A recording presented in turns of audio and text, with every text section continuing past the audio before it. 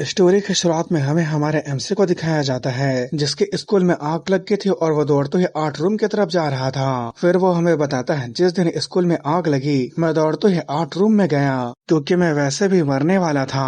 तो मैं चाहता था कि मैं उस जगह पर मरूं जिस जगह को मैं सबसे ज्यादा प्यार करता था। फिर हमें वहीं पर एक पेंटिंग को दिखाया जाता है जिसे हमारे एमसी ने बनाया था और वो इस आग में भी जल नहीं रहा था।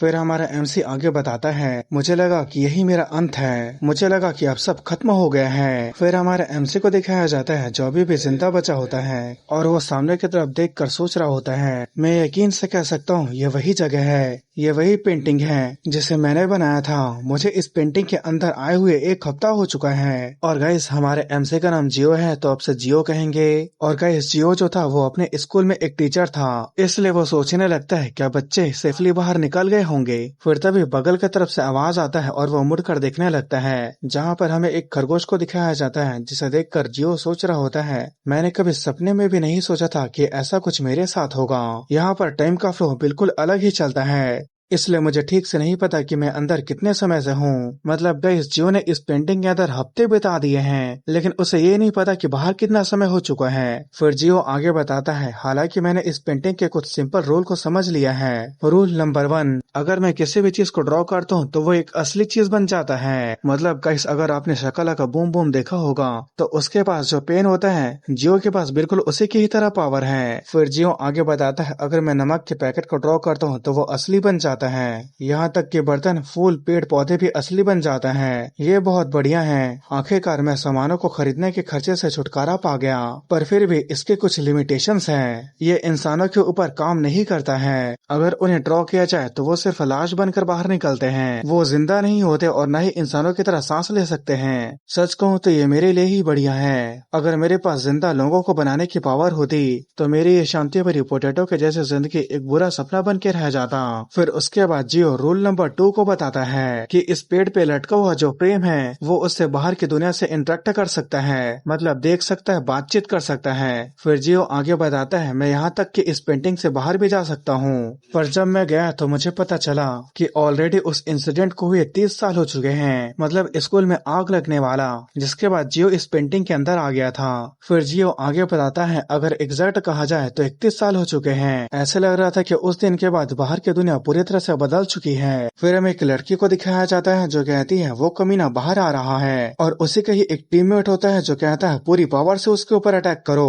और उसके पास आर्चरी की पावर होती है जिस वजह से वो एक एरो का अटैक करता है और वो एरो कई सारे एरो में बदल जाता है और वो एरो का अटैक एक बड़े से मॉन्स्टर के ऊपर किया गया होता है। और उन्हीं सबको सोचते हुए जियो आगे बताता है मैं इतना कॉन्फिडेंट नहीं हूँ कि मॉन्स्टर से भरी हुई इस मॉडर्न सोसाइटी का मैं सामना कर सकूं। एक पोर्ट्रेट फ्रेम के अंदर होना चाहिए, बाहर की दुनिया बहुत खतरनाक है। फिर उसके बाद जियो अपने पेंटिंग के अंदर आ जाता है। फिर उसके बाद जियो रूल नंबर 3 को बताता है ये जंगल अपने आप में ही एक अलग इकोसिस्टम बन चुका है। मैंने सिर्फ एक जंगल और 2 फ्लोर के एक झोपड़े को पेंट किया था लेकिन फिर भी ऐसे पेड़ पौधे जिसे मैंने कभी ड्रॉ नहीं किया था वो इस जगह पर बिखरे हुए हैं। फिर हमें एक बड़े से पेड़ को दिखाया जाता है जिसके अंदर से एक वाटरफॉल बह रहा था और जियो पानी को लेने के लिए उस वाटरफॉल के पास जा रहा था। फिर जियो आगे बताता है और इसके अलावा इस पेंटिंग के अंदर हर एक क्रिएचर मेरे से फ्रेंडली रहता है। ऐसा इसलिए क्योंकि मैंने ही इस जगह को पेंट किया है, क्योंकि इस पेंटिंग के अंदर सभी क्रिएचर मेरा ही आर्ट वर्क है, इसलिए ये बात नेचुरल है कि वो अपने क्रिएटर को पसंद करते हैं। फिर जियो वहीं जमीन पर बड़े एक फ्रूट को उठा लेता है और उस फ्रूट को उठाते ही उसके सामने एक सिस्टम विंडो में उसका सभी इंफॉर्मेशन आ गया था। साथ ही उस फ्रूट से एक एलेक्सर को रिफाइन करने का मेथड भी आ गया था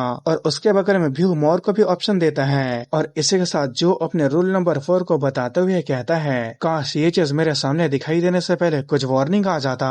फिर जियो इसके बारे में बताता है ये एक ऐसा फिनोमिना है जो उन लोगों में मैनिफेस्ट होता है जो लोग गेट कैटास्ट्रॉफ के बाद अवेकन हो गए थे। मैंने सुना है कि अर्थ के लोग इन्हें हंटर कहते हैं। ये बिल्कुल एक गेम की तरह है। ये बहुत अच्छा लगता है कि मैं भी उन लोगों में से एक हूँ, स्पेशली इस पेंटिंग के अंदर, जैसे कि मुझे ऐसे लगता है कि मैं किसी आरामदायक गेम को खेल रहा हूँ जिसमें सामानों को इकट्ठा करके खाना बनाना होता है। मुझे नहीं पता कि मुझे कभी इसका यूज करने का जरूरत पड़ेगा या नहीं, लेकिन आज मैंने कुछ चीजों को इकट्ठा किया है, शायद मुझे उनसे मेडिसिन बनाने की कोशिश करनी चाहिए। फिर जो उसके मेडिसिन रिफाइनिंग मेथड होता है उसके व्यू मोड पर क्लिक करता है। फिर सिस्टम विंडो कहता है क्या आप इसे फिर से देखना चाहेंगे। फिर जो उस पर यस क्लिक करते हुए सोचने लगता है एक अकेले बेरोजगार के लिए ऐसी जिंदगी को जीना उसके लिए ये किसी बिल्कुल ही नई चीज को खोजने के जैसे है। खाना, सोना और कभी ना काम करना। मैं इससे बेहतर जिंदगी के बारे में सोच भी नहीं सकता। आज लंच में हनी से तला हुआ स्वीट पोटैटो रहेगा। खाना बनाने के हर इंग्रेडिएंट्स हमेशा स्टॉक में रहती हैं। जब मैं टीचर हुआ करता था तो मैं कभी भी खाना बनाने को एंजॉय नहीं कर पाया, पर अब मैं 3 घंटे तक खाने को एंजॉय करते रहता हूँ। मुझे ये लाइफ पसंद है। फिर उसके बाद जियो पीछे मुड़कर उसी पेड़ पर लटके हुए फ्रेम को देखने लगता है। उसे देखकर जियो सोचने लगता है एंट्रेंस के बाहर से शोर आ रहा है। फिर उसके बाद जियो हमें फाइनल रूल के बारे में बताता है कि जियो खुद एक पेंटिंग बन चुका है। मतलब जियो के उस पेंटिंग में घर और पेड़ पौधा हुआ करता था, उसके जगह खुद जियो का फेस का पेंटिंग बन चुका है। फिर उसके बाद जियो उस पेंटिंग के जरिए अगल बगल देखने लगता है। अगल बगल ठीक से देखने के बाद जियो उस पेंटिंग से बाहर निकलने लगता है और जियो के इस पेंटिंग का नाम जियो पोर्ट्रेट था। फिर उसके बाद जियो बगल की तरफ देखने लगता है जहाँ से आवाज आ रहा था। उस आवाज को सुनकर जियो सोचने लगता है क्या ये किसी जानवर का आवाज है। फिर उसके बाद वो ज्यादा नहीं सोचता और उस पेंटिंग के अंदर चले जाता है। फिर उसके बाद वो मस्त गाना गुनगुनाते हुए अपना काम करने लगता है। फिर उसके बाद हमें बताया जाता है जियो को ये शांत जगह बहुत पसंद आई। उसे यहाँ रहना बहुत अच्छा लगता था, इतना ज्यादा कि वो पूरी जिंदगी भर हमेशा हमेशा के लिए यहाँ रह सकता है। फिर तभी हमें उस पेंटिंग के बाहर का सीन दिखाया जाता है जहाँ उस पेंटिंग के पास कुछ लोग आ जाते हैं और ये लोग ऐसे लोग थे जो किसी भी खाली जगह जाकर कीमती आइटम्स को ढूंढने का काम करते थे। और वो लोग इस पेंटिंग को देखने के बाद कहते हैं जरा इस पेंटिंग को देखो, ये जगह पूरी तरह से आग से झुलसने के बाद भी ये पेंटिंग बिना किसी स्क्रैच के अच्छी कंडीशन में है। फिर उसके बाद वो आदमी जिसके पास अप्रेजल स्किल होता है, जब वो उस पेंटिंग को अप्रेज करता है तो उसे उस पेंटिंग के बारे में कुछ इन्फॉर्मेशन नहीं मिलता सिवाय ये कि वो जियो का पोर्ट्रेट है। फिर तब दूसरा आदमी कहता है अपने साथ किसी ऐसे आदमी का होना जिसके पास अप्रेजल स्किल है, उसका अपने पास होना बहुत अच्छा होता है। फिर जो अप्रेजल वाला बंदा होता है वो कहता है इसका टाइटल सामने आया, इसका मतलब जरूर ये एक आइटम है, पर क्या ये अर्थ से है। फिर दूसरा आदमी जिसने सिर पर कपड़ा पहना होता है वो कहता है चलो भी हम कांकोन प्रोविंस के माउंटेन के एक सुनसान स्कूल में हैं। इस जगह पर यही एकमात्र चीज है जो बिल्कुल ठीक है, फिर भी तुम्हें ये समझ में नहीं आ रहा। ये साफ साफ दिखाई दे रहा है कि ये चीज डंजन से निकाला गया है। अगर तुम समझ गए हो तो इसे जल्दी से पैक करो। फिर दूसरा कहता है क्या तुम्हें लगता है कि इसकी अच्छी कीमत मिलेगी। फिर पहला कहता है मुझे नहीं पता, लेकिन कलेक्टर गिल्ड इसके लिए पागल हो जाएगा।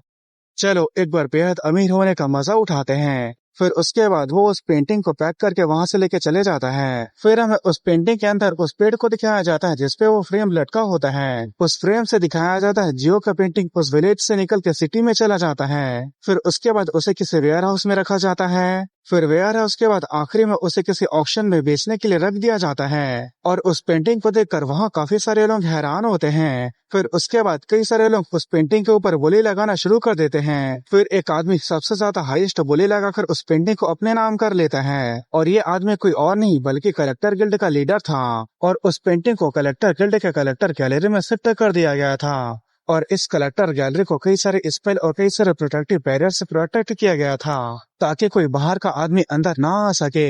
और इसके अलावा कभी इस जगह पर अटैक भी होता है तो इस जगह को कुछ ना हो। फिर हमें कलेक्टर गिल्ड के लीडर को दिखाया जाता है जो उस जगह पर पहुंच गया होता है और उस कलेक्टर गैलरी में कई सारे रेयर आइटम्स होते हैं। फिर उसके बाद वो सीधा जियो के पेंटिंग के पास आ जाता है और उस पेंटिंग को देखने के बाद गिल्ड लीडर कहता है शानदार, क्या ही कमाल की पेंटिंग है। फिर हमें इसके बारे में बताया जाता है कि ये कलेक्टर गिल्ड का लीडर बीसा ब्योल है और ये एस क्लास का हंटर है जिसके पास अप्रेजल स्किल है। फिर उसके बाद हमें थोड़ी देर पहले का सीन दिखाया जाता है जहाँ गिल्ड लीडर ब्योल के सामने एक आदमी खड़ा था जो शायद उसका असिस्टेंट था। वो कहता है मुझे पता है कि हमें सचमुच कलेक्टर कहा जाता है, लेकिन आपको नहीं लगता कि इस बार आप कुछ ज्यादा ही आगे चले गए। फिर ब्योल कहता है क्या तुम सच में एक कलेक्टर को कलेक्ट ना करने के लिए कह रहे हो, क्या ये उसकी बेइज्जती नहीं हो जाएगी। फिर उसका असिस्टेंट कहता है क्या आपको पता भी है कि इस पोर्ट्रेट में कितना पैसा खर्च हो गया है। फिर ब्योल कहता है तुम इतना गुस्सा क्यों हो रहे हो, वैसे भी इसे मैंने अपने पैसों से खरीदा है। वैसे भी ये एक ऐसा आइटम है जिसे खुद हंटर एसोसिएशन की प्रेसिडेंट चाहती थी।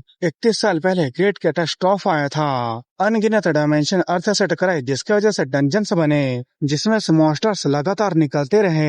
डिवाइनिटी के इंटरफेरेंस की वजह से अर्थ तबाह हो गई। फिर उसने सिस्टम बनाया और इंसानियत को खत्म होने के कगार से बचा लिया। इटर्निटी के सिंबल में से एक हंटर एसोसिएशन के प्रेसिडेंट डॉन हीरा, एक ऐसी औरत जिसे आइटम कलेक्ट करने में एक भी इंटरेस्ट नहीं है, जिसका शौक सिर्फ मॉन्स्टर को पालना है। फिर भी वो इस पेंटिंग के ऊपर अंधाधुंध बोली लगाती रही। फिर उसका असिस्टेंट कहता है, क्या एसोसिएशन प्रेसिडेंट? ये सच में थोड़ा हैरान कर देने वाला है। फिर वो सोचने लगता है, एक ऐसा पेंटिंग जिसे खुद एसोसिएशन के प्रेसिडेंट भी चाहते थे। ये यकीन करना मुश्किल है कि मेरे पास अप्रेजल स्किल होने के बावजूद भी मैं इस पेंटिंग के बारे में कोई भी इंफॉर्मेशन जान नहीं पा रहा हूँ। फिर वो असिस्टेंट चुप कर कहता है, मेरे स्किल में कमी है, इसलिए मैं इस पेंटिंग की असली कीमत को पहचान नहीं पाया। मुझे जल्दबाजी में इसे कम आंकने के लिए माफ कर देना। वो रिव्यूअल कहता है, ये चीज समझ में आता है क्योंकि मैं भी इस पेंटिंग के बारे में नहीं जानता। उसके बाद सुनने के बाद एक पल के लिए वो असिस्टेंट चुपचाप रहता है। फिर वो कहता है, ये किस तरह का बकवास है? गिल्ड लीडर, आप अपने अप्रेजल स्किल के साथ एक अकेले एस क्लास हंटर हो। तो गाइस, यहाँ कहने का मतलब ये था कि ये एकमात्र अकेला हंटर है जिसके पास एस क्लास का अप्रेजल स्किल है। फिर उसका असिस्टेंट आगे बोलता है, आप कोरिया के 3 ग्रेटेस्ट गिल्ड में से एक कलेक्टर गिल्ड के लीडर हो। एक ऐसा आइटम जिसे आप भी अप्रेज नहीं कर सकते। अगर कुछ ऐसा चीज एग्जिस्ट करता है तो अर्थ का क्या होगा? मतलब गाइस, अगर ये बाहर पता चल जाता है तो बाहर हंगामा मच जाएगा।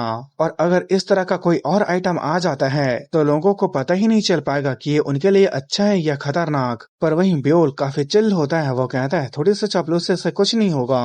फिर उसका असिस्टेंट कहता है, आप जानते हैं मेरा मतलब ये नहीं था। हमने ये चीज अब तक जो भी कलेक्ट किया है ये उनसे काफी ज्यादा खतरनाक हो सकता है। फिर ब्योल भी स्माइल करते हुए कहता है, बिल्कुल, यही कारण है जो मैं इस पेंटिंग को चाहता था। मैं ये जानने के लिए क्यूरियस हूँ कि आखिर ये किसका पेंटिंग है। अगर किसी इंसान ने इसे पेंट किया है तो उसकी स्किल सच में काफी अमेजिंग है। पर अगर इसे किसी इंसान के अलावा किसी और ने किया है तो भी मैं यही कहूंगा। इसे देखकर ऐसे लगता है कि इस पेंटिंग ने एक असली जिंदा आदमी को अंदर फंसा लिया है। पर तभी उस पेंटिंग में जियो अपनी आंखों को खोलता है और वो ब्योल को देखने लगता है। और ब्योल जब उन आंखों को देखता है तो वो बहुत हैरान हो जाता है। उसे ऐसे लगता है कि वो गहरे काले अंधेरे के गहराई को देख रहा है जो अनगिनत कलर से भरा हुआ है, जैसे कि वो खुद एक यूनिवर्स हो। फिर उसके बाद पेंटिंग में जो जियो होता है वो अपनी आंखों को बंद कर लेता है। उसे देखकर तो वहाँ एक पल के लिए सन्नाटा छा जाता है। पर अगले ही पल उसे ऐसी खुशी महसूस होती है जिसे शब्दों में बयां नहीं किया जा सकता। और वो सोचने लगता है, ऐसा हो ही नहीं सकता कि ये कोई मामूली पेंटिंग हो। यहाँ तक कि मैं इसे कितनी बार भी देख लूं, मेरी आंखें इससे बिल्कुल भी अप्रेज नहीं कर पा रही है। और वहीं हमें पेंटिंग के अंदर जियो को दिखाया जाता है जो पेड़ पर लटके टंगे हुए फ्रेम से बाहर की तरफ ब्योल को देख रहा होता है। और उसे हंसते हुए देखकर जियो को वो बहुत डरावना लगता है। फिर जियो सोचने लगता है, मैंने कभी सोचा नहीं था कि इस शांत जगह में मुझे अपनी जान का खतरा कभी महसूस भी होगा। मुझे पता है कि सामने क्या हो रहा है, लेकिन ये देखकर हैरानी होती है कि कोई मुझसे बात करने की कोशिश कर रहा है। फिर उसके बाद ब्योल कहता है, नॉक नॉक। मास्टर, क्या आप मुझे सुन सकते हैं? क्या आप मुझसे बात करना चाहते हैं? और उसके बाद सुनकर तो जियो का मुंह ही बन जाता है और वो मन ही मन कहता है, मैं तुमसे बात बिल्कुल भी नहीं करना चाहता। फिर वो सोचने लगता है, मैं जिस जगह पर पहुंचा हूँ वो एक बहुत ही शानदार बिल्डिंग है। इसके बनाए गए इंटीरियर को देखकर लगता है कि ये कोई गैलरी है जिसे इस जगह का ओनर का भरपूर प्यार मिला है। खैर, ये थोड़ा परेशान करने वाला है क्योंकि ये मेरा एकमात्र एंट्रेंस है। मतलब गाइस, ये एकमात्र जगह है जिससे जियो बाहर असली दुनिया में जा सकता है। फिर वो आगे सोचने लगता है, अगर ऐसे रहा तो जब मैं बाहर की दुनिया में जाऊंगा तो इसे ट्रेसपासिंग माना जाएगा। मतलब का इस बिना परमिशन के आना जाना माना जाएगा। और इसी के साथ हमें एक फनी पैनल को भी दिखाया जाता है जिसमें एक गार्ड जियो को पकड़ लेता है और उसे पुलिस स्टेशन आने के लिए कहता है। फिर जियो सोचने लगते हैं, अगर क्या हो लोग इस पोर्ट्रेट को भूतिया मानने लगे और इसे जला दें। ये दुनिया सच में बहुत बेरहम है। फिर उसके बाद ब्योल कहता है, क्या मैंने बदतमीजी से बात की है? ऐसा लगता है कि आप अभी बात करने के लिए तैयार नहीं हैं। तो ठीक है मास्टर, मैं आपसे कल फिर से मिलने आऊंगा। और जियो इस बात को सोच करके वो दोबारा वापिस आएगा। जियो के हाथों से वो बकेट फिर से गिर जाता है और वो घबराने लगता है। फिर हमें दिखाया जाता है जियो के दिन का शुरुआत एक स्वादिष्ट खाने से शुरू होती है। खाने के बाद वो सोचने लगता है, आज मैंने फल और फूल को इकट्ठा कर लिया था तो वो सूख गए होंगे। मुझे डेजर्ट के लिए कुछ चाय बनाने की कोशिश करनी चाहिए। अगर देखा जाए तो मेरे पास चाय के लिए बर्तन नहीं है। फिर उसके बाद वो अपने पेंटिंग वाले रूम में जाता है तो वहाँ जाकर टी पॉट और कप को ड्रॉ करता है और वो चीज असली में बनकर बाहर निकल जाती है। फिर उन्हें ले जाने के बाद वो चाय बनाता है और उस टी से उस कप में चाय डालता है और बड़े ही मजे से उस चाय को पीने लगता है। फिर उसके बाद वो उसे टेबल में रख देता है। फिर हमें उस चाय के बारे में बताया जाता है जिसका नाम फॉरेस्ट बटरफ्लाई फ्लावर टी था, जो बैबरनील पेटल से बना हुआ था। और इसका फायदा हेमोटेसिस, मतलब कभी चोट लग गया तो ये ब्लीडिंग को काफी तेजी से रोक देगा। और दूसरा फायदा है कि ये इम्यूनिटी को बढ़ा देता है। उसे देखने के बाद जियो सोचने लगता है इसमें लिखा है ये ब्लीडिंग को रोकता है और इम्यूनिटी को बढ़ाता है, लेकिन ये ऐसे इफेक्ट है जिन्हें मैं अपने बॉडी के ऊपर वेरीफाई नहीं कर सकता। जब से मैं इस पेंटिंग के अंदर आया हूँ, इस बॉडी को अब कोई भी फिजिकली जरूरत नहीं है। मैं घूम फिर सकता हूँ, खाना खा सकता हूँ, सो सकता हूँ, लेकिन मैं ठंड और गर्म को महसूस नहीं कर सकता। इसलिए मुझे पसीना भी नहीं आता और न ही मुझे बाथरूम जाने की जरूरत पड़ती है। मतलब इस पेंटिंग के अंदर उसे डट्टी नहीं लगता। मैं इस पेंटिंग के अंदर एक्सेप्शनली इवॉल्व इंसान बन चुका हूँ। दूसरे शब्दों में कहा जाए तो अब मैं बाथरूम साफ करने से छुटकारा पा गया हूँ। लेकिन इससे भी बड़ा प्रॉब्लम कुछ और है। फिर तभी दिखाया जाता है जियो बड़े आराम से चाय पी रहा होता है। तभी उसे पीछे से कोई कहता है, ओ मास्टर आप कैसे हो। फिर जियो मुड़ते हुए सोचने लगता है अब इसका फिर से शुरू हो चुका है। और ये कहने वाला बियोल होता है जो कहता है, मास्टर क्या आज भी आप बात नहीं करेंगे। फिर बताया जाता है जियो का जो पोर्ट्रेट होता है उसे कलेक्टर गैलरी में आए हुए ऑलरेडी 11 दिन हो चुके हैं। और हर दिन बियोल आकर कुछ न कुछ जियो के पोर्ट्रेट के सामने बोलकर चला जाता है। फिर बियोल कहता है क्या आप अकेले रहने से बोर नहीं होते। उसके बाद सुनकर जियो मन ही मन कहता है बिल्कुल भी नहीं। और हमें पैनल में उसे इंट्रोवर्ट भी दिखाया जाता है। फिर जियो सोचने लगता है एंट्रेंस ने ये इंडिकेट दिए है कि वो आदमी मेरे लिए कोई खतरा नहीं है। और इसके अलावा वो एक फ्रेंड के जैसे काफी इज्जत से बात करता है। और गैस यहाँ सेफ्टी को भी दिखाया जाता है जो 5 में से 4 होता है, पर यहाँ पर पूरा का पूरा 5 स्टार नहीं है। इसका मतलब हो सकता है फ्यूचर में कोई और जियो की पेंटिंग के अंदर आ सकता है। फिर उसके बाद बियोल कहता है, मास्टर आपको पेंटिंग के अंदर आंखें खोलते हुए और बंद करते हुए देखकर मुझे सचमुच पागल कर रहा है। मैं आपसे बात करने के लिए तरस रहा हूँ। मतलब गैस बियोल ने जियो को उसी समय आंखें खोलते और बंद करते हुए देख लिया था। क्या ये आदमी आपको सेक्रीफाइस करने के लिए पसंद नहीं आया? सेक्रीफाइस करने के लिए सबसे बेस्ट आदमी एक क्रिमिनल आदमी है। अगर उसे मार भी दिया जाए तो भी इससे कुछ फर्क नहीं पड़ता। मतलब गैस बियोल किसी क्रिमिनल को हाथ पैर बांध कर उसे सेक्रीफाइस देने के लिए यहाँ लेकर आ गया था। फिर बियोल कहता है आज के समय में किसी भी क्रिमिनल को ढूंढना बहुत ही आसान है। तो अगर आप किसी स्पेशल टाइप के क्रिमिनल को चाहते हो तो प्लीज चाहे ऑब्जेक्ट, कॉन्ट्रैक्ट या कंडीशन को लेकर वो क्रिमिनल हो, आप बेझिझक बोलिए, मैं उसे लेकर आ जाऊंगा। उसकी बातें सुनकर तो जियो का मुंह बन जाता है और वो सोचने लगता है अगर मैं अपना जरा सा भी मुंह खोल दिया तो मैं ऑलरेडी एक ऐसा फ्यूचर को देख सकता हूँ जिसे मैं बिल्कुल भी संभाल नहीं सकता। फिर बियोल कहता है शायद आप इसलिए जवाब नहीं दे रहे हो क्योंकि मैं कोरियन बोल रहा हूँ, पर मैंने ऑलरेडी 27 लैंग्वेज में आपसे बात करने की कोशिश की है, लेकिन आप तो कुछ जवाब ही नहीं दे रहे हो। फिर जियो सोचने लगता है उसके बगल में जो स्टाफ जैसे दिखने वाला है उसके हिसाब से ये साउथ कोरिया के टॉप 3 गिल्ड में से एक का लीडर है। पता नहीं वो अपने लीडर के काम करने के बदले यहाँ क्या करने के लिए आता है। फिर बियोल कहता है क्या आपको सच में मेरे से बात करने का बिल्कुल भी इरादा नहीं है। और पोर्ट्रेट जैसे था वैसे ही देखकर बियोल कहता है बहुत बढ़िया, मैं आपसे फिर से मिलने आऊंगा। फिर उसके बाद वो उस गैलरी से चला जाता है। फिर जियो सोचने लगता है मुझे उससे कुछ भी गलत फीलिंग महसूस नहीं हुई और ऐसा भी नहीं है कि मैं उससे डिसलाइक करता हूँ क्योंकि वो कोई बुरा आदमी नहीं है, पर सच में ये एक सिर दर्द है। वो हमेशा ऐसे ही नहीं आ सकता, ठीक वैसे ही जैसे कि आज वो जल्दी चला गया। क्या मुझे उससे बात करने की कोशिश करनी चाहिए? कहीं ऐसा ना हो कि वो ये सोच ले कि मेरे से बात नहीं किया जा सकता और वो गुस्से से मेरे पेंटिंग को जला देता है, तो ये एक बहुत बड़ा प्रॉब्लम हो सकता है। अगर इस पेंटिंग को जला देता है तो मुझे खुद भी नहीं पता कि इस पेंट की हुई दुनिया का क्या होगा। मुझे अभी तो जलाया नहीं जा सकता, मैं अपने एकमात्र एंट्रेंस को खोने नहीं दे सकता।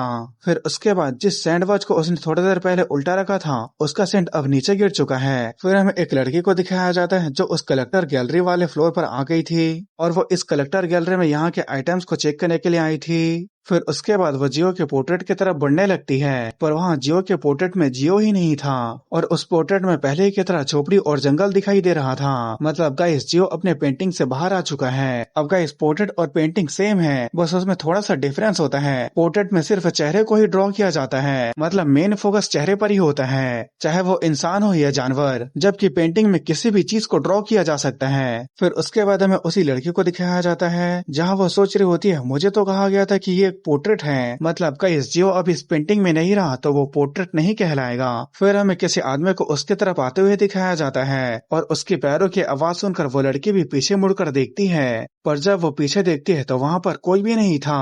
पर तभी उसके पीछे से कोई कहता है, हेलो, क्या तुम मेरे साथ बातचीत करना चाहोगी? और वो ये कहते हुए शायद एक कुकी को दे रहा था। और गाइस मेरे ख्याल से ये वही कुकी है जिसे जियो थोड़ा देर पहले बना रहा था। फिर हमें इतना दिखाया जाता है कि वो लड़की डर जाती है और डरने की वजह से उसके हाथों से पेन और पेपर नीचे गिर जाता है। फिर उसके बाद हमें सुबह का सीन दिखाया जाता है। फिर हमें बताया जाता है कि इस गैलरी के अंदर सिर्फ इसका ओनर बियोल और इसके अलावा मात्र 300 लाइसेंस हंटर और वो मेहमान जो आर्ट वर्क को खरीदने आते हैं वही लोग अंदर आ सकते हैं। फिर उसके बाद हमें व्हाइट हेयर वाले आदमी को दिखाया जाता है जिसके हाथों में एक सूटकेस होता है और वो लिफ्ट के पास खड़े हो जाता है और वह जैसे ही नीचे वाले फ्लोर जाने के लिए बटन को दबाता है उसके पीछे एक आदमी आ जाता है जो कहता है, लोग कहते हैं कि वो घोस्ट है। फिर उसके बाद हमें दिखाया जाता है कि वो व्हाइट हेयर वाला दूसरे आदमी को चाय देते हुए कहता है, क्या तुम बेसमेंट के 5 फ्लोर के गैलरी के बारे में जानते हो? हमें पिछले 2 हफ्ते में उसके बारे में 17 कंप्लेन मिली है। फिर वो आदमी चाय को लेते हुए कहता है, क्या 17 कंप्लेन? फिर हमें बताया जाता है कलेक्टर गिल्ड के लीडर बीस साबियोल वो किसी भी चीज को ले लेता है अगर वो उसे एक आर्ट मान ले तो। अगर यहाँ तक कि आर्ट वर्क का नेचर एक मॉन्स्टर हो तो भी इससे बीस साबियोल को कुछ फर्क नहीं पड़ता। यहाँ जो भी इंसिडेंट हुए वो ज्यादातर मॉन्स्टर के वजह से ही थे। यहाँ अगर किसी घोस्ट को लेकर इंसिडेंट है तो वो बिल्कुल भी अलग चीज नहीं है। तो इस बार क्यूरेटर ने इतने सारे कंप्लेन को क्यों फाइल किया है? और गाइस जो 300 लाइसेंस्ड वाले बंदे हैं जिन्हें इस गैलरी में आने का परमिशन है उन्हें क्यूरेटर कहा जा रहा है। फिर उसके बाद जो दूसरा बंदा होता है वो कहता है, एचआर ने बाहर रूमर फैलने से रोक दिया है। जो इंसिडेंट का स्केल था वो छोटा था इसलिए रूमर्स को बाहर फैलने से रोकने में मुश्किल नहीं हुई, लेकिन कोई गारंटी नहीं है कि हम इसे आगे चलकर भी रोक पाएंगे। उसकी वजह सुनकर वो व्हाइट हेयर वाला जो इन्वेस्टिगेशन करने के लिए आया होता है वो सोचने लगता है ये सिचुएशन बहुत परेशान कर देने वाला है, फिर भी मुझे इसकी आदत हो गई है। फिर हमें इसके बारे में बताया जाता है इसका नाम यू सियोगुन है, ये ए क्लास हंटर है और ये गार्डियन ऑफ द स्नोफील्ड के नाम से भी जाना जाता है। साथ में ये एक कलेक्टर भी है। फिर उसके सामने जो बंदा होता है वो स्माइल करते हुए कहता है, तुम सच में भरोसेमंद हो। मैं सच में चाहता हूँ मिस्टर यू सोनगुन तुम एडमिनिस्ट्रेटर मैनेजर के तौर पे अपने काम को संभालो। तो गाइस जो यू सोनगुन है मैं उसे यू कहूंगा।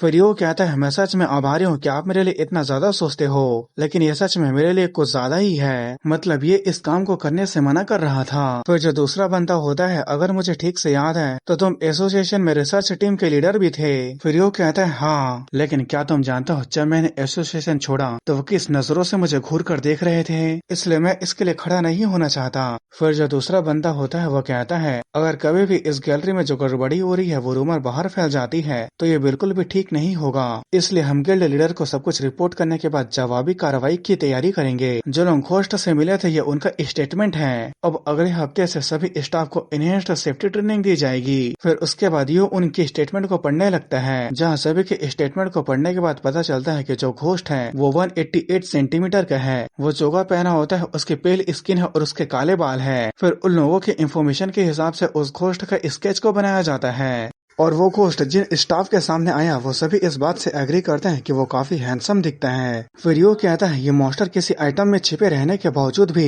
ऐसे लगता है कि ये अपने एग्जिस्टेंस को छिपाना नहीं चाहता है। वो कई बार लोगों के सामने आया फिर भी उसने किसी को चोट या नुकसान नहीं पहुंचाया।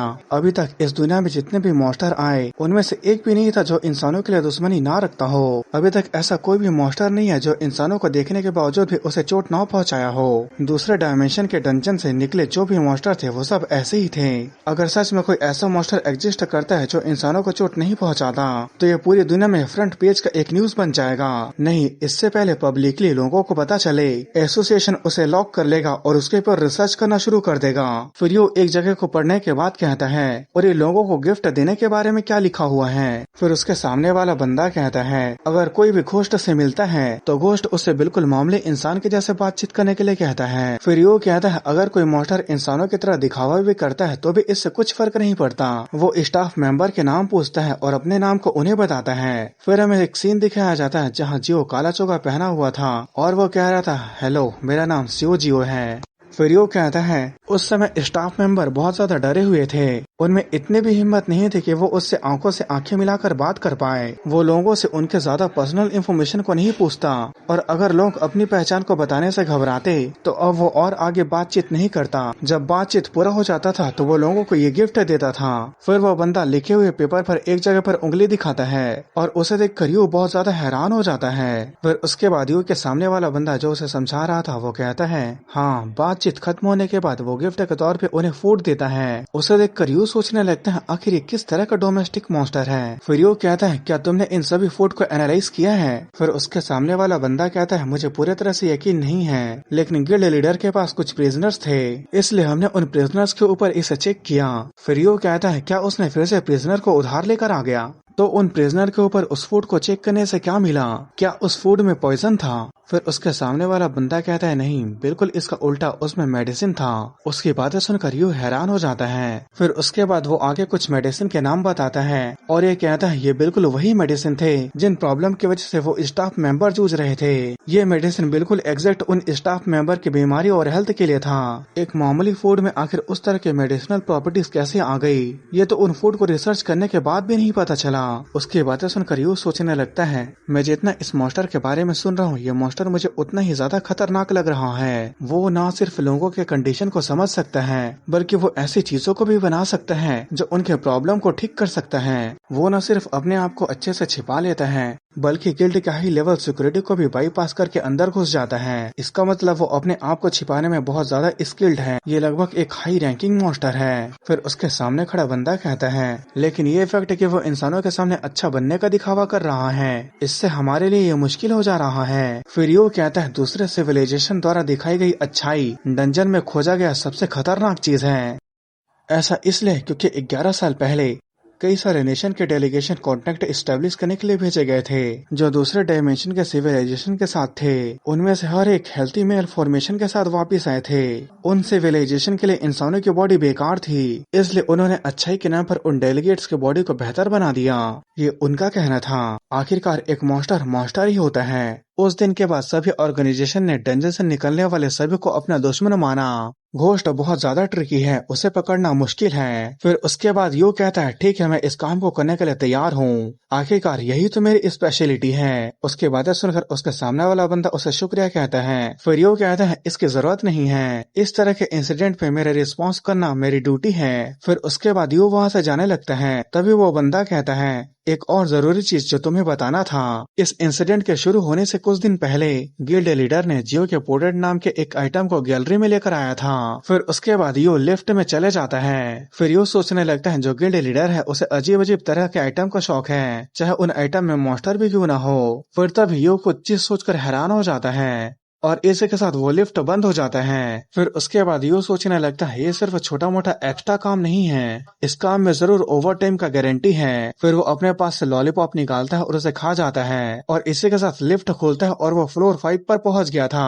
और इस फ्लोर में ही कलेक्टर गैलरी है जहाँ पे जियो का पोर्ट्रेट है। फिर उसके बाद हमें दिखाया जाता है उसके हाथों में आईफोन होता है और अभी सुबह के 4:30 बज रहा होता है और ये वही टाइम होता है जब जियो अपने पेंटिंग से बाहर निकलता है और जो यू होता है वो कलेक्टर गैलरी में जाकर एक कोने में छिप गया होता है। फिर उसके बाद जियो भी अपने पेंटिंग से निकल जाता है। फिर यू सोचने लगता है काला चोगा, काले बाल, नंगे पैर और 188 सेंटीमीटर लंबा, जैसा फाइल में लिखा हुआ था इसका अपीयरेंस बिल्कुल उस डाटा से मैच खा रहा है। ये सुबह के समय निकलता है जब ज्यादा स्टाफ नहीं होते हैं और ये फैक्ट है कि ये सिर्फ इसी समय ही दिखाई देता है। इसका मतलब ये लोगों के सामने आने से बचता है। यह हो सकता है ऐसा करने का इसका कोई कंडीशन या रूल हो। क्या ये डरपोक है या चालाक? खैर ये ह्यूमनॉइड के जैसे दिखता है। ह्यूमनॉइड मतलब बाहर से इंसानों के जैसे दिखने वाला। फिर यू सोचने लगता है अगर ये ह्यूमनॉइड होगा तो ये चालाक ही होगा, ये हमेशा दिखाई नहीं देता, इसलिए मैं लकी हूँ कि मैं सही समय पर आया और अपने आंखों से इसे देखने का मौका मिला। मैं आज के लिए बस इसे ऑब्जर्व करूंगा और डाटा को वेरीफाई करूंगा। फिर उसके बाद वो अपने कानों में किसी ईयरबड की तरह डिवाइस को पहन लेता है जिस वजह से वो आसपास की आवाज को साफ साफ सुन सकता है। फिर वो सोचने लगता है स्टाफ मेंबर के जो स्टेटमेंट थे उनके मुताबिक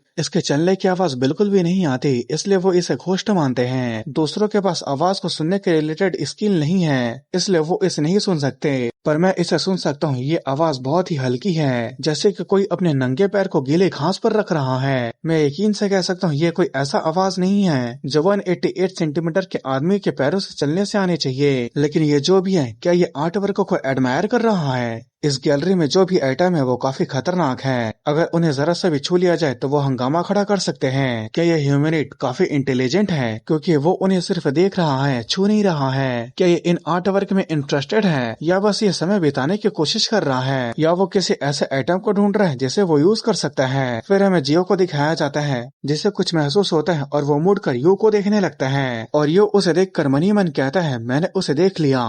पर जब यू जियो के आंखों को देखता है तो उसे ऐसे लगता है कि उसके सामने एक सचमुच घोस्ट खड़ा है, और वो समझ नहीं पाता ये क्या हो रहा है। और उसे भी वही दिखता है जो गिल्ड लीडर बियोल को दिखा था, एक गहरे काले अंधेरे का एंडलेस वॉइड। फिर वो सोचने लगता है ये क्या है। सेंटर में जो एक गहरा काला अंधेरा है, ये इतना खतरनाक क्यों लग रहा है? ये जो भी है ये बहुत बड़ा है। इसे देखकर मेरे अंदर बिना किसी कारण के एक अजीब सी फीलिंग आ रही है। आखिर इस तरह की चीज एग्जिस्ट कैसे कर सकती है? और वो ये सब मन ही मन सोच ही रहा होता है, तभी जियो अपने पेंटिंग के अंदर चले जाता है, और उसे अचानक से उस जगह पर ना होता देख वो तेजी से दौड़ते हुए उस जगह पर चले जाता है जहाँ जियो खड़ा था।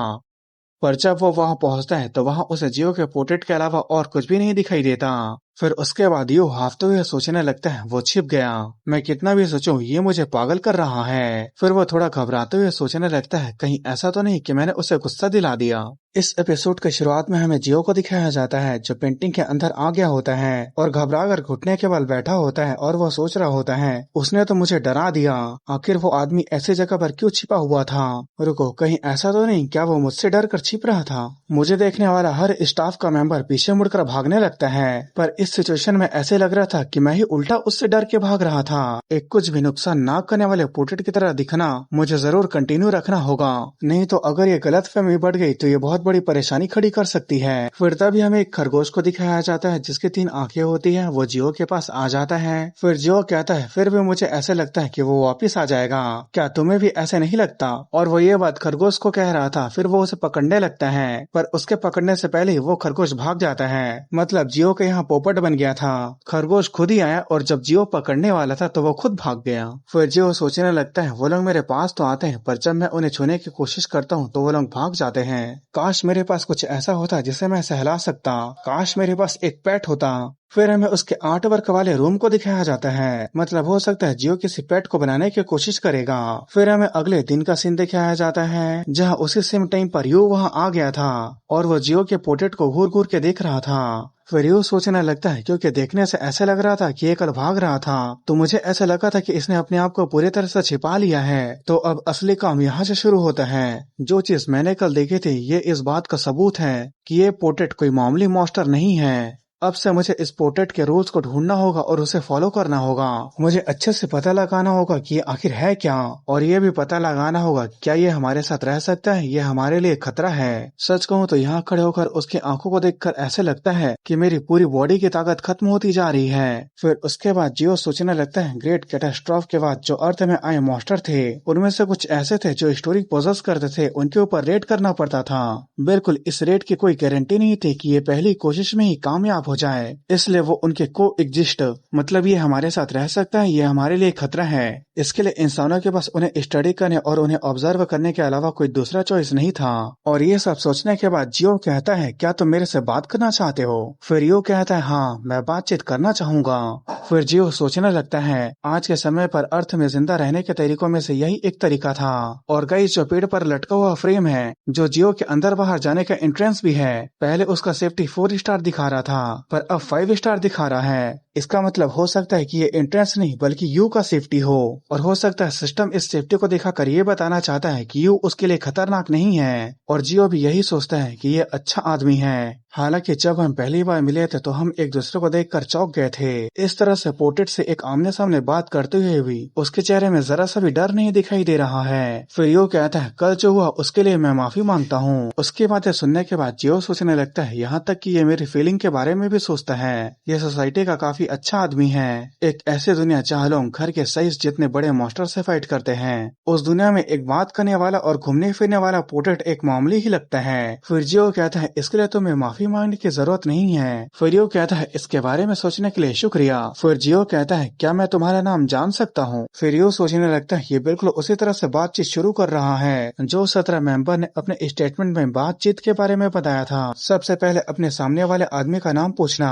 अगर ऐसी बात है तो अपना असली नाम बताना खतरनाक हो सकता है। एक असली नाम के साथ एक सोल दूसरे सोल के साथ कॉन्ट्रैक्ट बना सकता है। हो सकता है ये मेरे असली नाम से किसी कॉन्ट्रैक्ट को बना दे, पर अभी तक के रूल्स के हिसाब से देखा जाए तो ये इतना आगे नहीं गया। मुझे नहीं लगता कि अपना असली नाम बताने से अचानक से कुछ हो जाएगा। फिर उसके बाद यू अपना असली नाम यू स्योगुन बता देता है। फिर जो कहता है मिस्टर यू मैं तुम्हारे चेहरे को देखकर बता सकता हूँ कि तुम मेरे से एक सवाल पूछने के लिए क्यूरियस हो।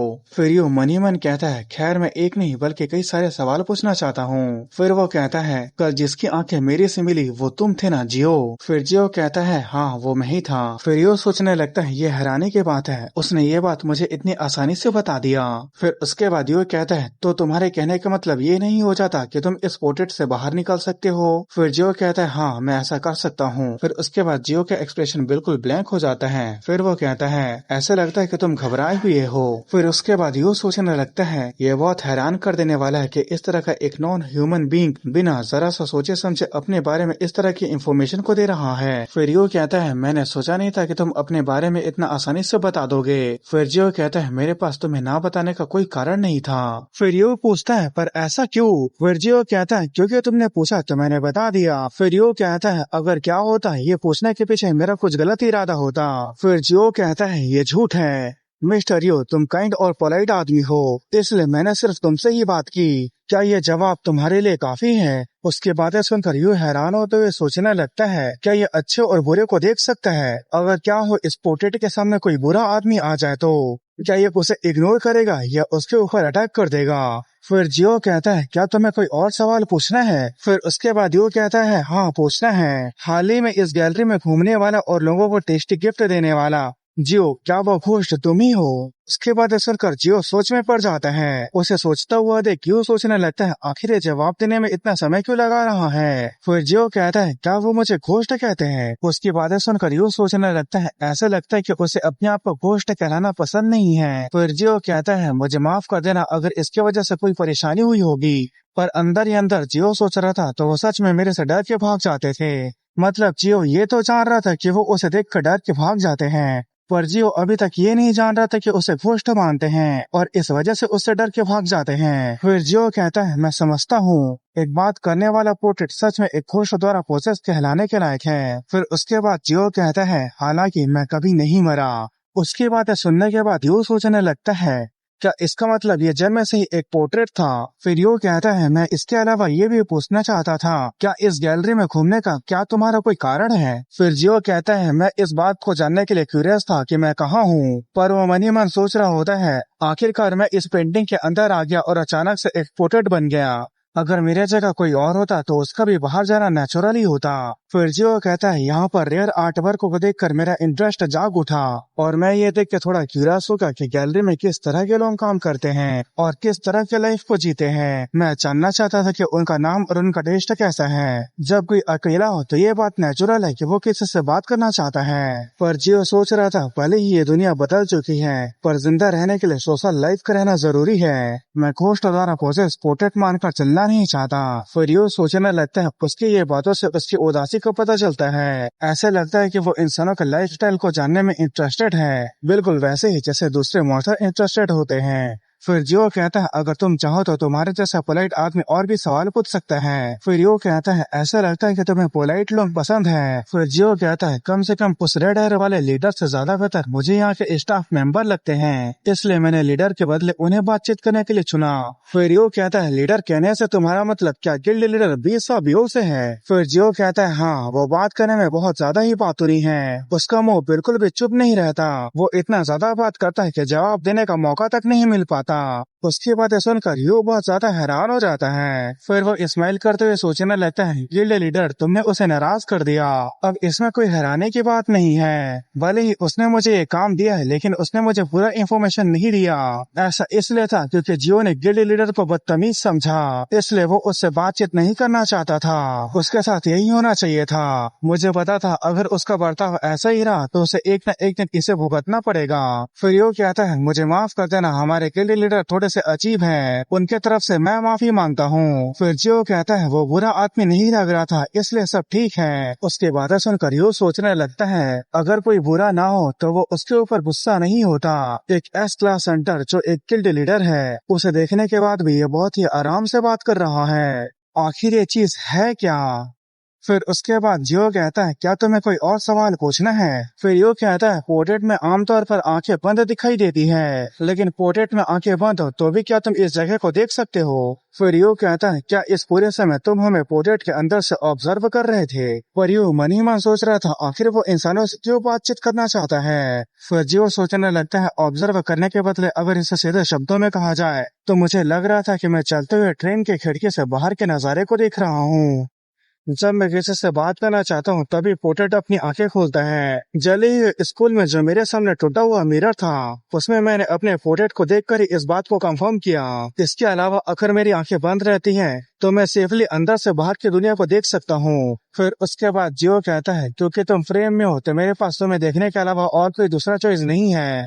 चलता फिरता पेंटिंग फैसिनेटिंग है। और उसके इस बातों को सुनकर यूं हैरान हो तो ये सोचने लगता है, तो पेंटिंग खुद नहीं है, तो ये पेंटिंग खुद नहीं है, बल्कि जो सामने की तरफ इंसान दिखाई दे रहा है वो है। क्या यही सच है? फिर यो कहता है, तुम्हारे बोलने का सीधा तरीका मुझे हैरान कर देता है। फिर जियो कहता है, मैं तो बस पोलाइट से बात कर रहा हूँ। अगर कोई इंसान है तो उसे सही तौर तरीकों से बात करना क्या प्रॉपर मैनर नहीं है? मतलब गाइस, जियो अपने आप को एक इंसान बता रहा था, पर यो को अभी भी शक था कि वो एक मॉन्स्टर है। फिर उसके बाद यो इस्माइल करते हुए कहता है, ये बहुत बढ़िया बातचीत थी। फिर उसके बाद उन लोगों का बातचीत खत्म हो जाता है। फिर हमें बियोल को दिखाया जाता है जो आराम से चाय पी रहा था। तभी उसके दरवाजे को खोलते हुए कहता है, गिल्ड लीडर वो चीज खतरनाक है। उसकी बातें सुनने के बाद बियोल इस्माइल करते हुए कहता है, क्या खतरनाक है? फिर यो कहता है, ये पोर्ट्रेट के बारे में है, जिन्हें हम अब तक जानते हैं ये उन मॉन्स्टर से बिल्कुल अलग है। वो मॉन्स्टर जिन्होंने अपनी अच्छाई को इस हद तक दिखाया कि हम उसके भरोसे में डूब गए और उन्होंने हमें अपना शिकार बना लिया।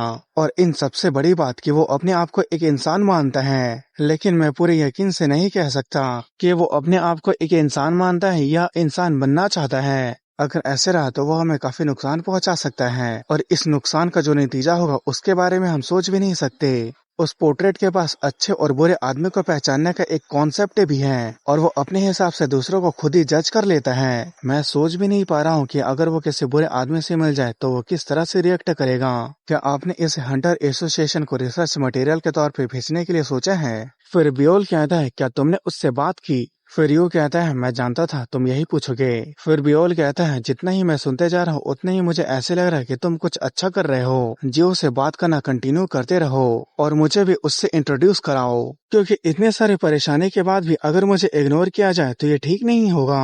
प्लीज इसका भी पता लगाना कि जियो को क्या पसंद है। फिर यो कहता है, ये एक बेहद ही पर्सनल रिक्वेस्ट है, फिर भी मैं समझता हूँ। वैसे भी ये मेरा काम है, इसलिए मुझे वही करना है जो मुझे कहा जा रहा है। आपको बात करने की कोई जरूरत नहीं है। फिर बियोल हंसते हुए कहता है, क्या बात है, पता नहीं मेरे सभी वर्कर इतने बेपरवाह क्यों हैं। फिर यो कहता है, क्योंकि आप ऐसे लोगों को ही रिक्रूट करते हो। फिर बताया जाता है, गिल्ड लीडर बीसा बियोल का ऑब्सेशन सिर्फ आइटम को कलेक्ट करना ही नहीं था, वो एम्प्लॉइज जो कलेक्टर्स हैं उन सभी को लीडर ने खुद जिद करके ट्रेनिंग दी थी और यहाँ ट्रांसफर करा दिया था।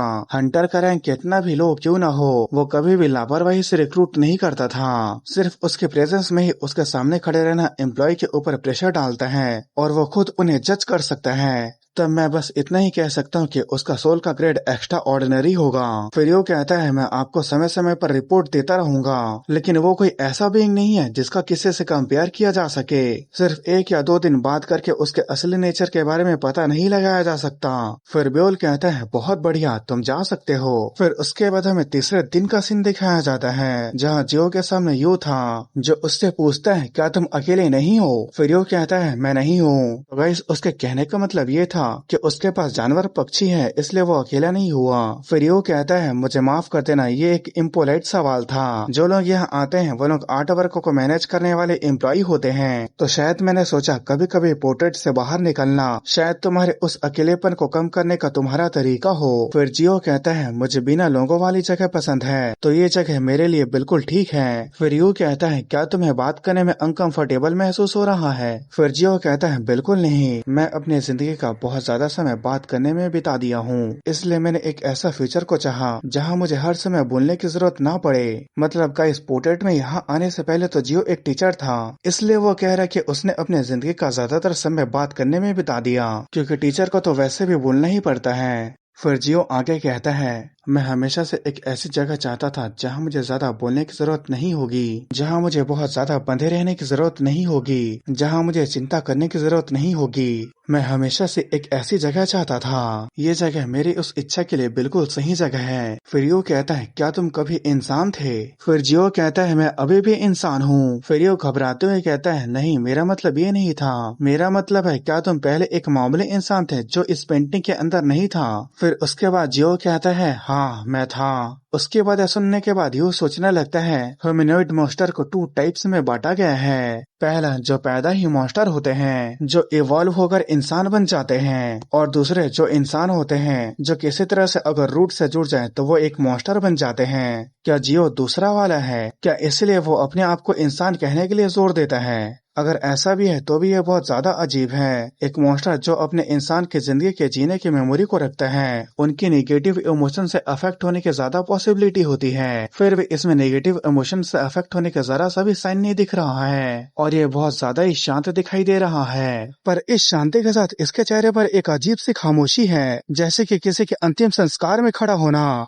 इसके चेहरे के एक्सप्रेशन इतना ज्यादा शांत है जैसे कि ये किसी के मौत का शोक मना रहा हो। फिर यो कहता है तो क्या तुम अकेले बोर नहीं हो जाते हो? फिर जियो कहता है कभी कभी हो जाता हूँ। फिर यो कहता है तो तुम उस बोरियत को कैसे खत्म करते हो? फिर जियो कहता है आमतौर पे मैं खाना खा लेता हूँ। उसके बाद सुनकर यो हैरान होते हुए कहता है क्या खाना? फिर वो सोचने लगता है क्या पेंटिंग खाना भी खा सकता है? मुझे खाना खाना पसंद है। फिर यो फिर से सोचने लगता है तो क्या सचमुच ये पेंटिंग खाना खा सकता है? उसके चेहरे को देखकर ऐसे नहीं लगता कि उसे खाना खाना पसंद हो। कहीं ऐसा तो नहीं खाना बनाने में जिस इंग्रेडिएंट को यूज किया गया हो वो इंसान हो? फिर यूं कहता है अगर जो मैं पूछूंगा वो आपको बुरा लगे तो मुझे माफ कर देना, तुम्हारा खाना आता कहाँ से है? फिर जियो कहता है मुझे क्या खाना है उसे मैं खुद तय करता हूँ और खुद बनाता हूँ। फिर उनके लिए जो इंग्रेडिएंट की जरूरत होती है मैं उन्हें इकट्ठा करता हूँ, फिर उसके बाद मैं उन्हें अच्छे से पकाकर खाने को तैयार करता हूँ, क्योंकि मैं एक इंसान हूँ। और वहीं जियो मन ही मन कह रहा था आखिर ये किस तरह के अजीब सवाल को पूछ रहा है। फिर यूं सोचने लगता है क्या उसे इसका एहसास हो गया कि इस तरह से समझाने से वो कम इंसान लगता है। फिर उसके बाद जियो सोचने लगता है मैं समझ गया। फिर वो पोर्ट्रेट के रूल्स जहाँ पहला रूल होता है कि अगर वो किसी चीज को ड्रॉ करता है तो वो चीज रियल हो जाता है। दूसरा रूल वो इस पेड़ पे टंगे हुए फ्रेम से बाहर की दुनिया को देख सकता है,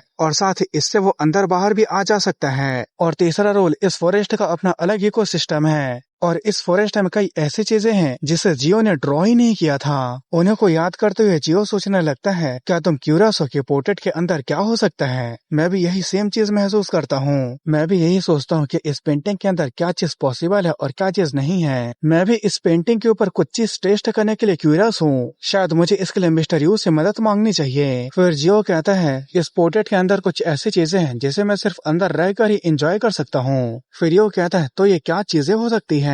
फिर जियो कहता है मुझे इसमें तुम्हारी थोड़ी मदद की जरूरत है मिस्टर यू, आप मुझे इससे खुशी दे सकते हैं। उसके बाद सुनने के बाद यू कहता है तुम किस तरह की खुशी की बात कर रहे हो? पर वो मन ही मन कुछ और ही सोच रहा था जिसे आप पैनल में देख सकते हो। फिर जियो कहता है प्लीज पोर्ट्रेट के ऊपर एक एप्पल को ड्रॉ करो। फिर यू कहता है क्या एक एप्पल ड्रॉ करना है? फिर जियो कहता है हाँ, एक एप्पल ड्रॉ करना उतना मुश्किल तो नहीं होगा ना। फिर उसके बाद यू अपने सूटकेस को खोलता है और वो उसमें से एक पेंटिंग ब्रश को निकालते हुए सोचने लगता है इस तरह के एक आर्ट वर्क के ऊपर छेड़छाड़ करना बिल्कुल भी ठीक नहीं है, लेकिन मुझे ये करना होगा।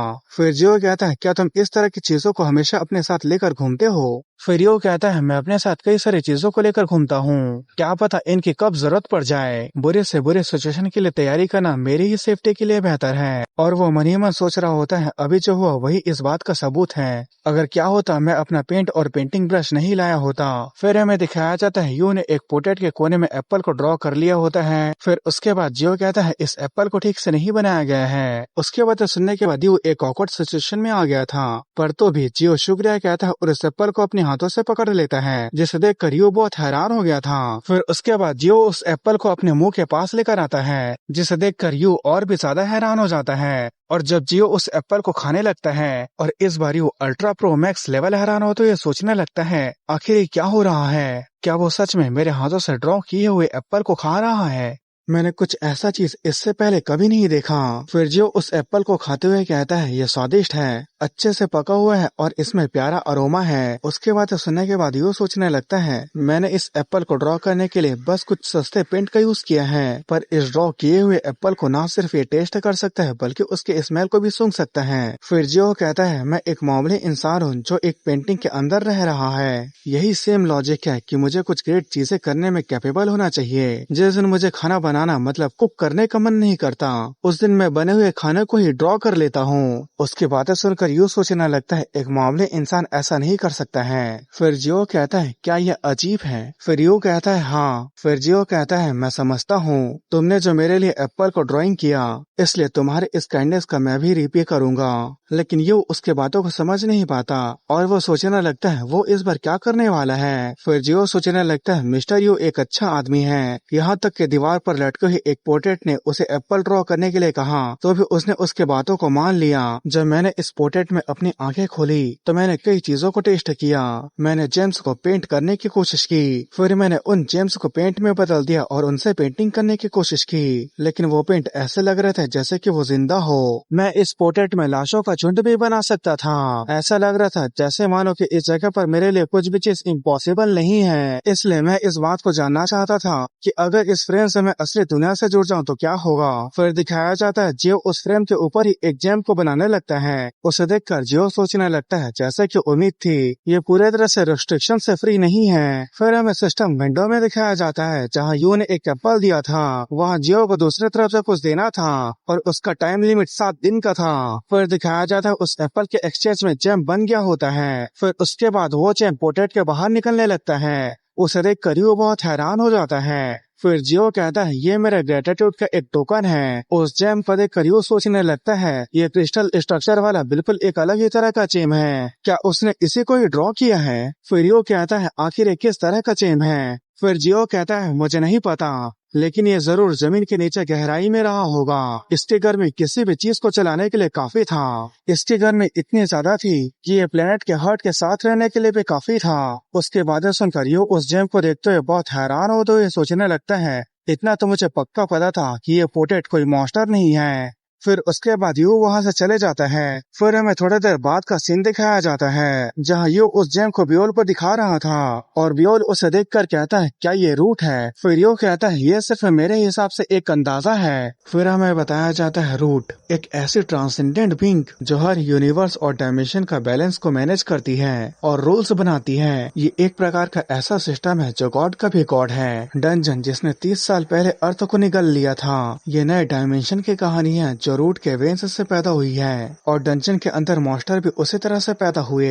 ये वही है जो गार्डनर जानता है। फिर यू कहता है मॉन्स्टर डंजन से पैदा होते हैं और रूट के बच्चे रूट से पैदा होते हैं। दोनों ओरिजिन और नेचर में अलग अलग हैं, लेकिन जियो इन दोनों में से किसी में नहीं आता। जियो उनसे अलग है। इसके अलावा जियो दूसरे बींग को बना सकता है, सिर्फ इंसानों को छोड़कर। फिर हमें यू को दिखाया जाता है और यू को आए हुए और जियो से बात हुए ऑलरेडी 5 दिन हो चुका था और आज 6वां दिन था। फिर दिखाया जाता है जियो के आसपास वाटर के जैसे दिखने वाली कुछ चिड़िया घूम रही होती हैं। फिर जियो कहता है ये मेरी नई फैमिली है, मुझे ये अच्छे लगे इसलिए मैंने इन्हें कई सारे बना दिया।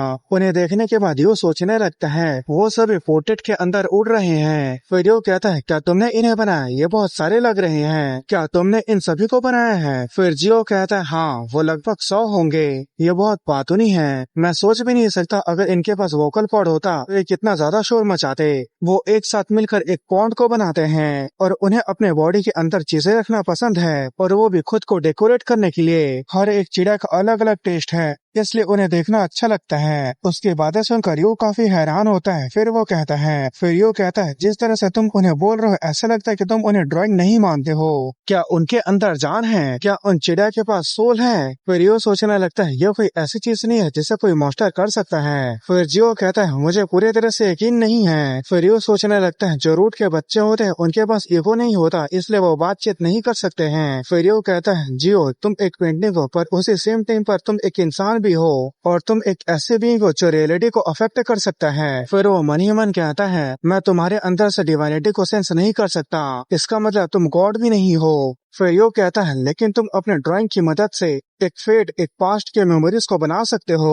क्या तुम असल में एक इंसान को बना सकते हो? फिर यो कहता है, ये शायद पॉसिबल भी हो सकता है और नहीं भी हो सकता है, लेकिन मैं वो कोशिश नहीं करना चाहता। इंसानों को बनाना बेचैनी भरा लगता है, कुछ ऐसा करना बहुत ही स्पेशल है और मैं वो स्पेशल नहीं हूँ। प्लीज मुझे बहुत ही स्पेशल मत समझो। उसके बाद सुनकर यू चुपचाप रहता है। फिर वो कहता है, फिर यू कहता है, ठीक है मैं इसका ध्यान रखूंगा। फिर हमें थोड़ी देर बाद का सीन दिखाया जाता है जहाँ यू ब्योट के सामने था और यू कह रहा था, क्या तुम सच में इस एसोसिएशन को भेजने के बारे में नहीं सोच रहे हो? अभी के लिए तो मैं इतना ही समझ पा रहा हूँ कि पोर्ट्रेट की स्टोरी क्या है, ये एग्जैक्ट किस टेक्निक का यूज करता है, इसकी सोल किस ग्रेड की है और रूट में जियो का रोल क्या है। इन सभी चीजों का जवाब मेरे पास नहीं है। अगर ये एक ऐसी एंटिटी है जिसके बारे में पता नहीं कि इंसानियत के ऊपर ये क्या असर डाल सकती है, तो जियो के पोर्ट्रेट को एनालाइज करने के लिए एसोसिएशन भेजना सबसे बेहतर जगह होगा। और वो मन ही मन कह रहा होता है, यही इंसानियत के लिए सबसे बेस्ट चीज है। फिर बियोल कहता है, क्यूरेटर यू स्यू वून। और गाइज मेरे ख्याल से वो 300 लोग जिनके पास गैलरी के आने का परमिशन है, और गाइज मेरे ख्याल से वो 300 लोग जिनके पास गैलरी में आने का लाइसेंस है, उन्हीं को ही क्यूरेटर कहा जा रहा है। फिर बियोल कहता है, क्यूरेटर यू, क्या तुम अपना काम भूल गए हो जो मैंने तुम्हें काम पर रखते समय करने को कहा था? मैं उस तरह का आदमी नहीं हूँ जो ऐसा करना चाहता हूँ। मुझे वेपन नहीं चाहिए, मुझे आर्ट वर्क चाहिए, इसलिए मैंने इस गिल्ड, इस कंपनी को बनाया है। एक आर्टिस्ट के तौर पे जो मुझे प्राइड मिला वो मुझे हंटर के तौर पे नहीं मिला। कोई भी कलेक्टर किसी भी आर्टिस्ट के आर्ट वर्क से इविल स्पिरिट को दूर भगाने की उम्मीद नहीं करता।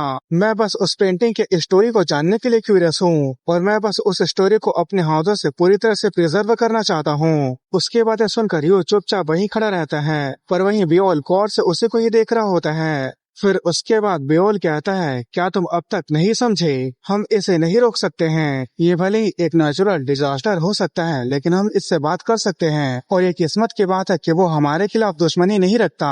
इसे या तो एक इनक्रेडिबल लक या बेतुका मिरेकल कह सकते हो। इसका असली नेचर जो भी हो, हम इस मिरेकल को अपने हाथों से निकलने नहीं दे सकते।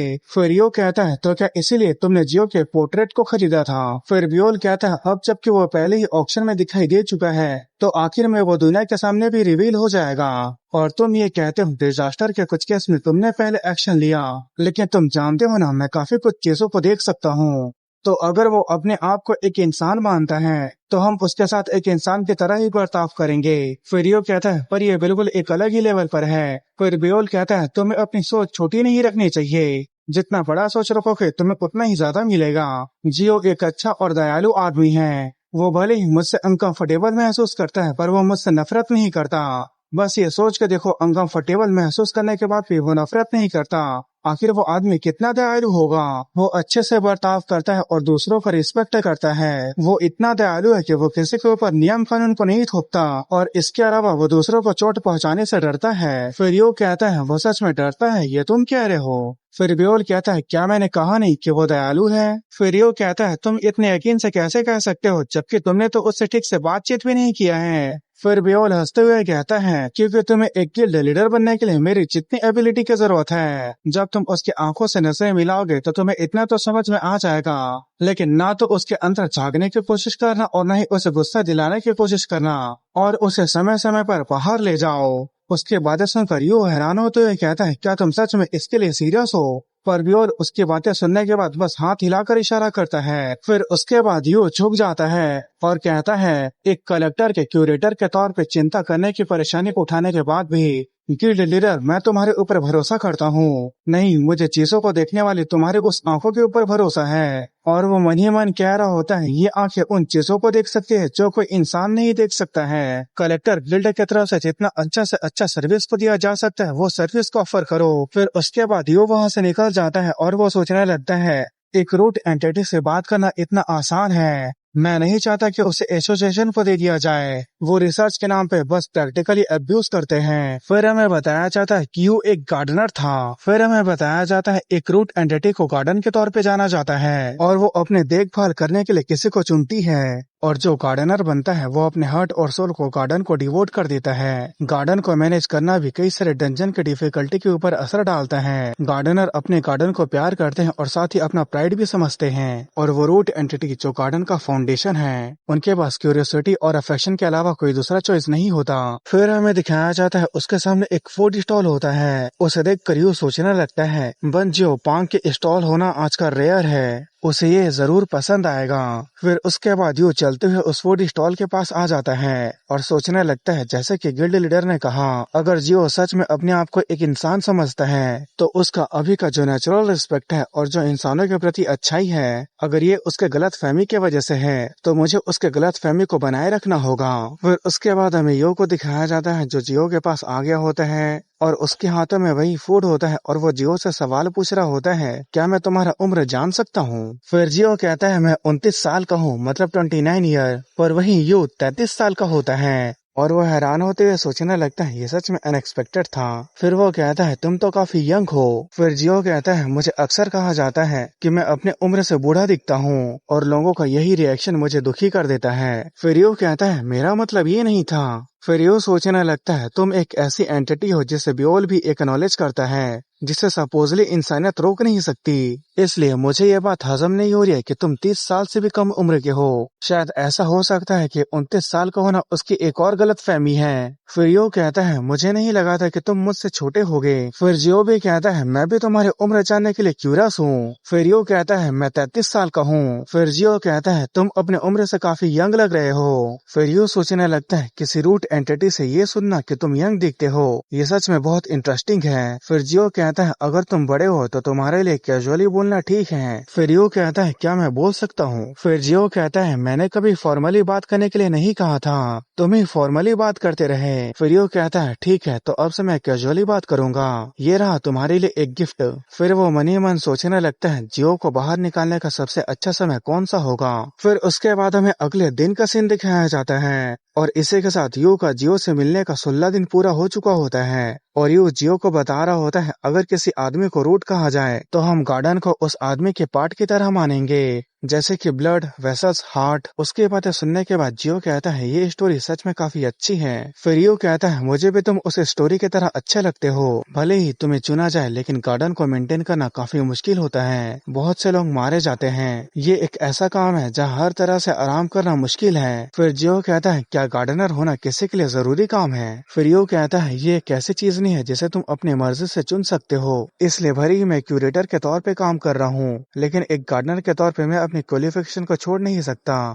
उसके बाद यू अपने कपड़े से एक चीज को निकाल के जियो को देता है और उसे कहता है ये रहा वो बीज जिसे तुमने मांगा था। फिर जियो भी पोटेट के अंदर से अपने हाथ को निकाल के उन बीजों को ले लेता है और यू को शुक्रिया कहता है और यू भी उसे हाथ निकालता हुआ पहली बार देख रहा होता है। फिर जियो कहता है क्या ये मुश्किल है? फिर यू कहता है थोड़ा सा, पर ये उसके लायक है। फिर यू सोचने लगता है जब मैं अपनी आंखें बंद करता हूँ तो मुझे बर्फ से ढका हुआ बड़ा सा पहाड़ और ग्लेशियर दिखाई देता है, ये लोगों का मन मोहित कर देती है। फिर यू कहता है अपना खुद का गार्डन होना बहुत ही वंडरफुल है। उसकी बातें सुनने के बाद जियो पीछे मुड़कर उन चिड़िया को देखने लगता है जिसे जियो ने ड्रॉ किया था और वो हर वक्त कुछ न कुछ शरारत करती रहती है। फिर जियो कहता है मैं ये समझता हूँ, मैं भी यही महसूस करता हूँ। उसकी बातें सुनने के बाद जियो कुछ सोचने लगता है। फिर वो कहता है क्या तुम बाहर आना चाहते हो? अगर तुम चाहो तो मैं तुम्हें आसपास की जगह घुमा सकता हूँ।